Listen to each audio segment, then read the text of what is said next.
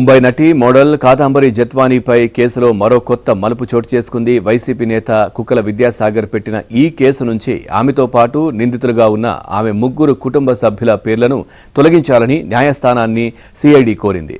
సంబంధిత పిటిషన్ను సిఐడి విజయవాడ ప్రాంతీయ కార్యాలయ అధికారులు 2 రోజుల కిందట దాఖలు చేశారు. విద్యాసాగర్ ఇచ్చిన ఫిర్యాదుపై ఇబ్రహీంపట్నం పోలీస్ స్టేషన్లో నమోదైన కేసులో కాదంబరి జత్వానీ, తల్లి ఆశా జత్వానీ, తండ్రి నరేంద్ర కుమార్ జత్వానీ, సోదరుడు అంబరీష్ జత్వానీని నిందితులుగా చేర్చారు.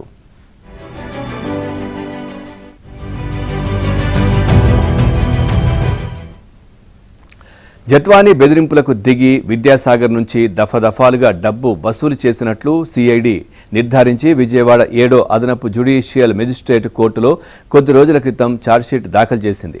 ఈ కేసులో జత్వానీని మినహాయించి ఆమె తల్లిదండ్రులు, సోదరుణ్ణి నిందితుల జాబితాలో నుంచి తొలగిస్తున్నామని, ఎందుకు అనుమతించాలని సిఐడి అధికారులు తమ పిటిషన్లో అభ్యర్థించారు. దీనిపై ఫిర్యాదుదారుకు నోటీసులు ఇవ్వాలని కోర్టు ఆదేశించింది. తదుపరి విచారణను ఈ నెల 29కి వాయిదా వేసింది.